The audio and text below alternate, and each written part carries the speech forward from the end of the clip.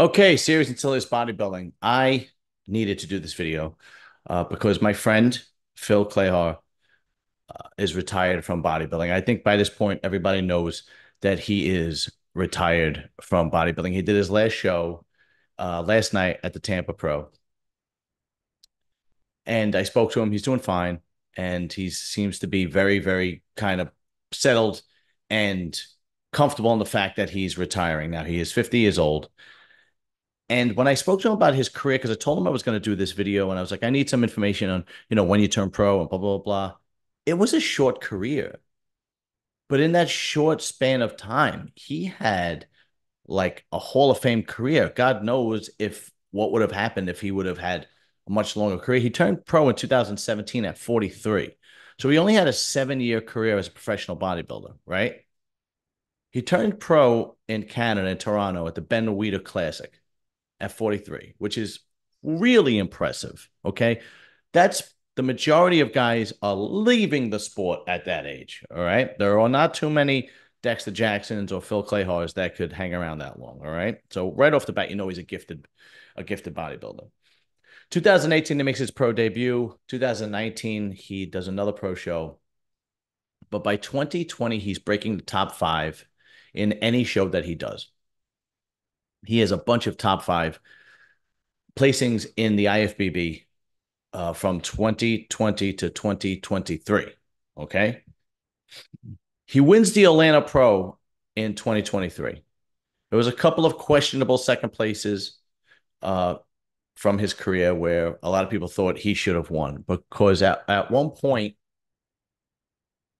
Phil Clahar's back shots were, and I've said this before, Mr. Olympia back shots. He had, I would say, in 2022, 2023, a Mr. Olympia rear double by and lat spread. He was lights out from the back. Okay. 2023, he has his greatest career. 2023, he has a Hall of Fame year. All right. He wins the Orlando Pro. He's invited to do a Masters Olympia. He takes third in a Masters Olympia. And he probably should have taken second. He took a third to a not so good Max Charles, I believe. And he was in the hospital like a week or two before that show, and that show was in Romania, and he still took third in that show, right? And then he goes on, and he is an Olympian. He is on the Olympia stage at 20 in 2023. All right. He has done more in that span of time than most pro bodybuilders do in God knows how long. Most he did more in that span of time than most bodybuilders do in their entire career. Period. Okay. Now I know as bodybuilding fans, we fixate on the top guys. We fixate on the top five at the Olympia. We fixate the top five on the Arnold Classic. But what you don't understand is there are hundreds, maybe thousands of IFBB pros now.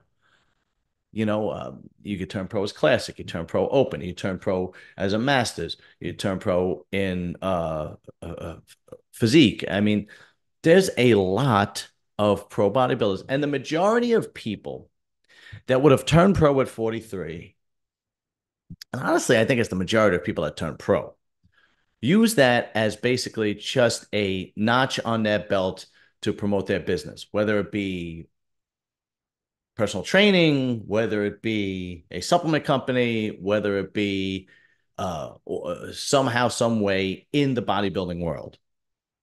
And especially majority of people that turn pro as a master's at 43. Because, let's face it, you think to yourself, yeah, I was good enough to win like, Team Universe, the Masters, but now I got to go sit on stage next to, Samson Dowda or Justin Shear or Derek Lunsford, you know, Stanimal, I'll get smoked, right? And there is a Masters world, um, but it's not as recognized as the Open.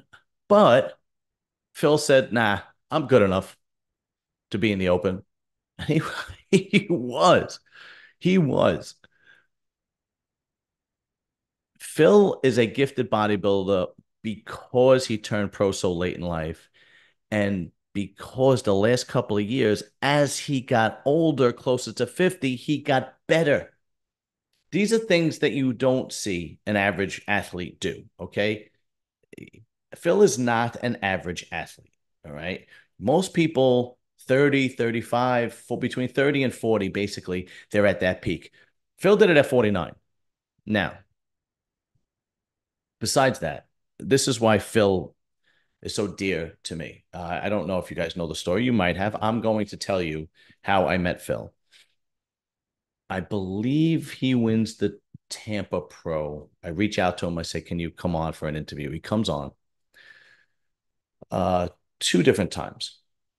I believe it's two or three different times. And he's not a regular yet, and so on and so forth. At that time, me and Jason Owens are doing Anabolic Academy together.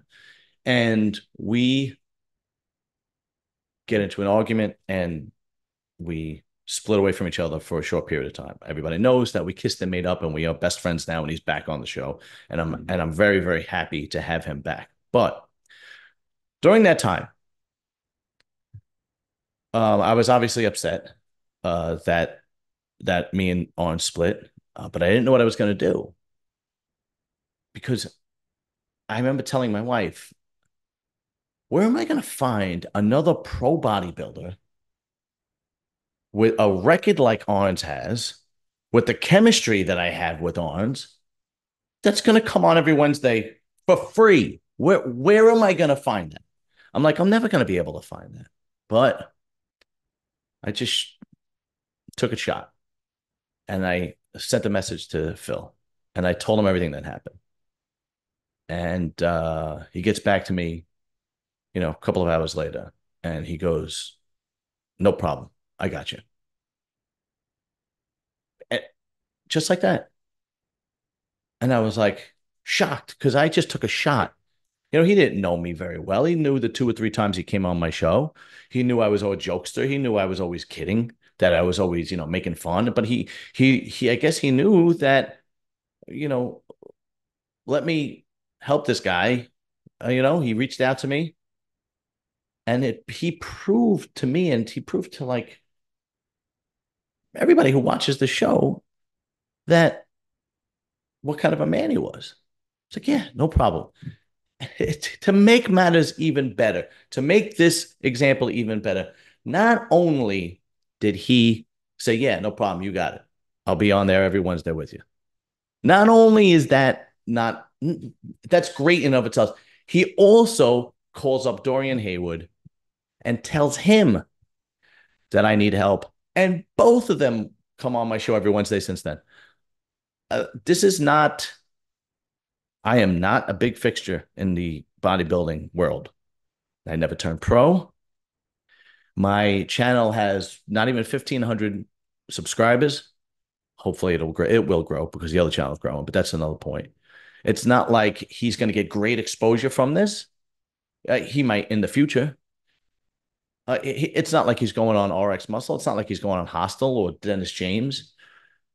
He's going on serious and silliness bodybuilding with me. And he just did it because I needed help. So he does that. He calls Dorian. Both of them come on. Now it gets even better. When he can't come on for whatever reason, he's working, he's training, he's in prep for a show, his wife comes on. And she knows more about bodybuilding, Patty. She knows more about bodybuilding than most bodybuilders. She's extremely educated in the sport. And she is his number one fan. So, Phil, I just want to say thank you. You are a tremendous human being. You are a great husband. You are a great father. You are a great grandfather. You are a man of faith and a man that should be respected and honored. So I say to you now, enjoy your retirement from bodybuilding, man. Enjoy your grandchildren. Don't worry about having to diet anymore. Don't worry about having to win the next contest anymore. Just enjoy bodybuilding. Enjoy your beautiful wife, your beautiful family. And all else I could say is, man, thank you and amen to you. And I will see you on Wednesday. Like, share, subscribe. Series and Silliness Bodybuilding coming your way. Don't miss this Wednesday because Phil will be back. All right, guys. Later.